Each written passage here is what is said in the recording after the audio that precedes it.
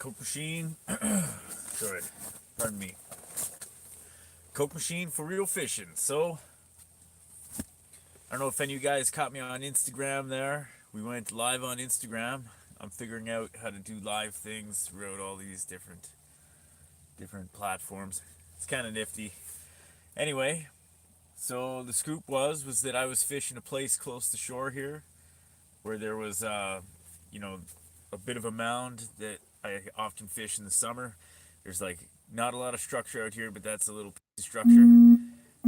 So I started. Hold on a sec there. Apparently, I have an alarm going. So anyway, after fishing there for a few hours with my camera, and I didn't see anything. Then I decided, okay, I'm gonna go out to where my brother and I had been fishing a few days earlier to see if there's any action out here. Anyway, I got out here and I've been set up, sitting here for maybe an hour, but it has not been profitable. Let me tell you, I'm pulling all the tricks here. I'm like chopping up minnows and flushing them, not flushing them, but putting them down the hole, see if I can attract some attention, but no action so far. Anyway, I'm thinking, like at first I thought it was raining outside of my tent here, and it's sort of like a wet snow, but if it was raining, then I was just gonna hunker down here. But if it's not raining, I might actually go back to that shoreline structure because the last 2 days there was some action like right at sunset, and I don't know how much action we're gonna get here. But it's a very wet snow and there's lots of slush, so you don't really know. Don't really know if it's gonna be worth it. But at least at this time of year, you drill the holes. It's so warm that the holes stay open the entire time.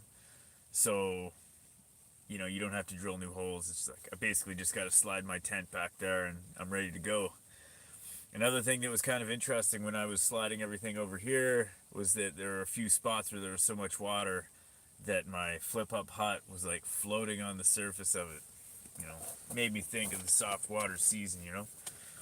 Anyway, so I'm hoping that the fish start biting soon, or at least I see some fish on my camera because it would suck to end the whole season on a skunk.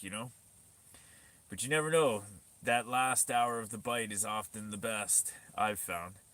So there could be some surprises coming before the end of the day. But I've been sitting around getting a little, sad about the end of the season. It's hard not to feel a little bit emotional about the end of ice fishing season. So I'm sort of sitting here and I'm like, it's over. But I'm looking forward to fishing in the summer.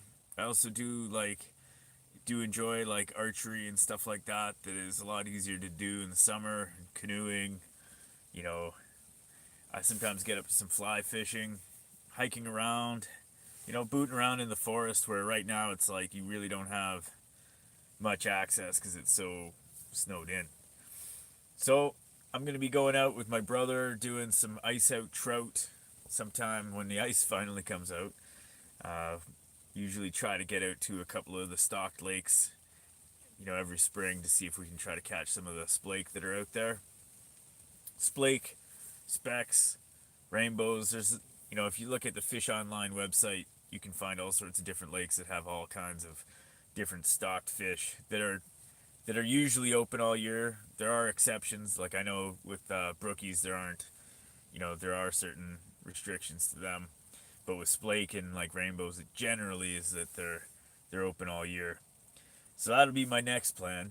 But I've actually, before the ice comes off, my brother and I are gonna go to a few places and try to drill through, obviously, and get some of the splake and whatnot.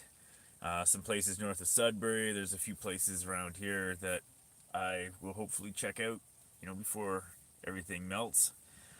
So the ice fishing season isn't over forever. It's just over on Nipissing. Like there's lots of different places you can go to where you can enjoy a little more ice fishing once Nipissing closes. And the ice on a lot of these backwoods trout lakes, like they're much smaller lakes, right? And they tend to hold the ice for much longer than than uh, than you would think. We'll probably be seeing ice it wouldn't surprise me if there's still ice on these lakes into May. Like, it would not surprise me at all. Or at least, like, for sure the end of April. So you have basically a whole month and a half of just, like, trying out some of these back lakes and trying your hand at, you know, splake fishing or trout fishing, whatnot. I personally have yet to really catch anything except lake trout through the ice. So, you know, if anybody ever has any splaking tips for me or tips for catching, sorry, tips for catching specks through the ice, you know, I always would like to hear them. I've read a fair amount, but, you know, it's always good to hear from people who are good at it and know what they're doing. Otherwise, it seems like whenever I catch splake, it's generally in the ice out season, just like trolling around, sometimes casting, whatnot. But anyway, splake are delicious and they go good in the smoker. But yeah, I guess I'm probably going to do one last wrap up at the end of the night for a live broadcast if there's like enough light to make it happen. So this will be the end of this broadcast for the moment, unless I catch something crazy. But right now, you know, I've got 2 hours left of light, and I'm going to give another half an hour here. And if I don't see anything, I'm going to be heading back towards shore, spend the last few minutes of the day there, and then hopefully it all jives. All right, we will talk to you at the end of the day, and it's coming on fast. See you guys later.